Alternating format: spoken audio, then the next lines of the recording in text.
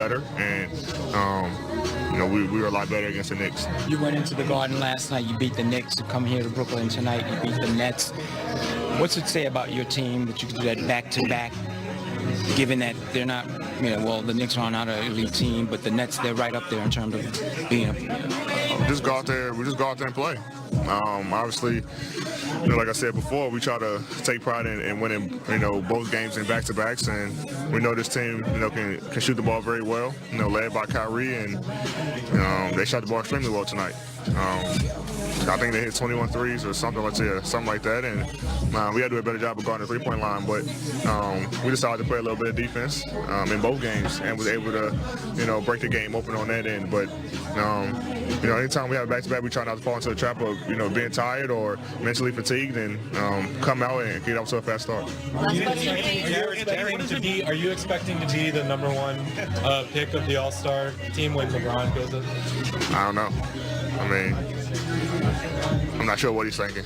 We haven't talked about it, so he probably won't pick me. He probably play with him enough this year, so he probably won't. But we've been winning, so he probably will.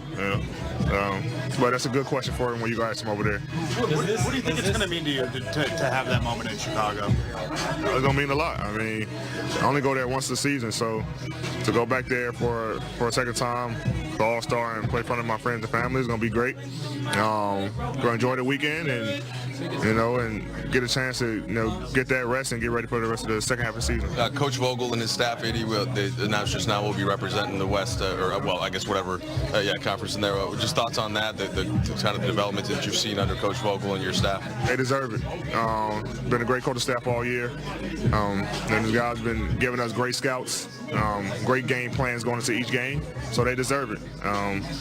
So I know I probably play a lot now. I didn't know that, but like I said, they deserve it. They work extremely hard to get us ready for the game and put us in great situations to win, and nothing short, of excellence from those guys. And you can see it in our record. So I'm happy for all of them. Great, thanks everyone. Thank you. Of identity established and running off on it in that second half. Did you think that was a big difference there? Yeah, that's sort of the halftime message. Whichever team decided to lock in defensively and guard, was going to win this thing going away. And we relied on the positive experience of last night in the Knicks game, where we were okay in the first half, but really raised our level in the second half, held them to 34% shooting. We did the same thing tonight. So, great defensive effort in the second half. Obviously shot the ball well. Brown with a triple-double. And, Duds and Rondo with that second unit gave us a huge lift.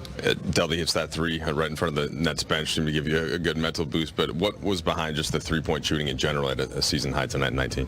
Well, just a lot of small ball, to be honest. I think obviously Bron set the tone early, shooting the ball with confidence and finding people. And, Danny had one of those stretches where he gets red hot. And, when their centers, they only have one center, so they play a lot of small ball. We countered with a lot of small ball lineups, and we gave up a lot of threes, but we knocked some down too. That Dudley three, you guys have a 17-2 run after that. Was that a part of that? You talking about the end of the quarter? Into the fourth. You guys. Yeah. Well, the Rajon to Dudley plays an all-time play. I told Rajon he's got a career full of highlights, but that's got to be near the top. The scoop pass that he threw, almost to the ceiling, came down and Duds catches in stride for a three in front of his old team's bench. That was a cool moment. Do you feel like it emotionally impacted the guys, woke them up and got them off to the start in the fourth quarter as well? I do. I think, anytime there's a special play like that, it has the capability of energizing the group. And I certainly think it did on that play. Frank, you have a lot of guys that have been up like that and cheering all season long. But what about Dudley and his persona and kind of his character seems to get other guys going? Well, Dudley's a leader. And, when you have leaders that, don't just talk about it, that can actually come in, when I'm talking about bench guys that are leaders, when they can come in and produce every time the number's called and play the game at a high level with a high IQ, it just strengthens their voice And, it's just invaluable to a team and to a winning culture. I believe you guys clinched an all-star coaching berth tonight with the win. What does it mean to you and your staff to be representing the Western Conference in Chicago next month? Is that true? We're clinched? I think so, yeah. Our coaching staff has done a phenomenal job. They really have. And, they hit home runs and grand slams every game with their game plan. And, helping me manage this group, couldn't be happier for those guys. But, anytime, we receive an award or get recognized like something like this, it's about team success. So, it's really kudos to everyone in our organization. Great answer from Frank right there, as he was just told his All-Star weekend was now going to be in Chicago, not on the beach. You looked surprised, didn't you? I think the funniest clip was last year when Golden State got edged out at the last moment by Denver, and the entire coaching staff was going crazy about not having to go to All-Star. Yeah, it's an honor. But it's definitely an honor. It is an honor. Where the Lakers were a year ago, record-wise, to now being recognized. Frank's absolutely right, and hats off to all those guys. How about the balanced scoring tonight? 55 moment for the Lakers, and it gets the momentum, and the guys are going crazy. We're going nuts in the conference room because we know we're getting deadly in a post-game interview, and that's important to our show. But let's focus again on LeBron James. 10th triple-double of the year. That's second most in the league. He's just incredible, Candace, and you hit on it.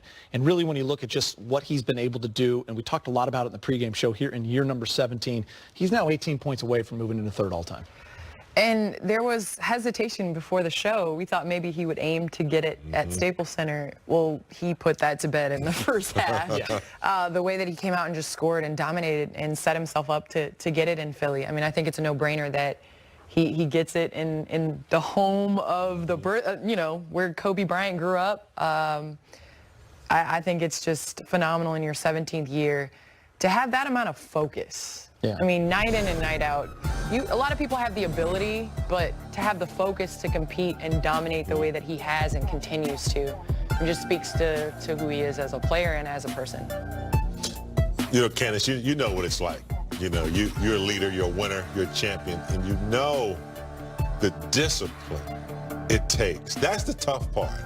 It's not that you don't mind getting up, working out, and working on your game, but he has a formula that has worked better than anyone I've ever seen in the NBA. Kareem, 20 years, he was yoga, he ate well and did all this stuff, but this guy at 35, to be bouncing around like a fifth-year player, I know he spends a lot of money on this, but it's not about the money. It's about the mindset. And the time. The time and what he wants to do and the sacrifices that he makes.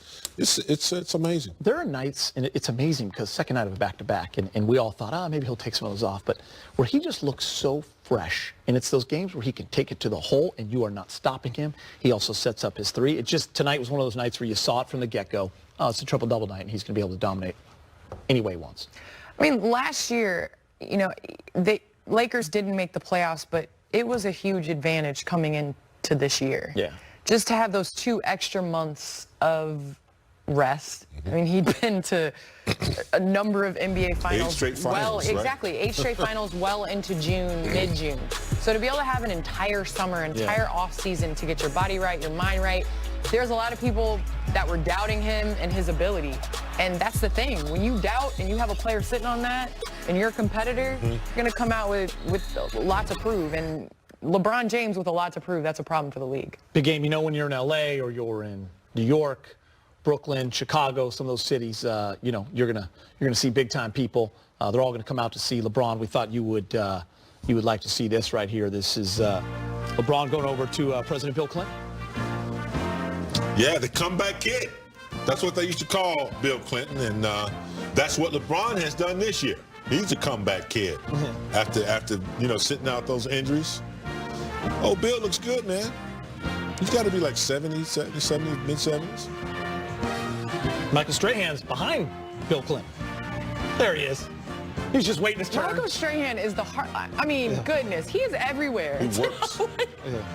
He's like everywhere. He's like those characters on in living color. You only have 2 jobs, man. Everybody's got like 15 jobs. Our history buff on set is Dude, big that game is, I'm gonna tell you right there. That is really amazing right there to be hang out with the president. Yeah. The president putting this. It's pretty cool.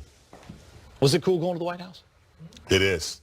You know, we went. It was Reagan. Reagan Yeah. was there. It didn't matter, but it was still, you know, good to go and be welcomed, and we did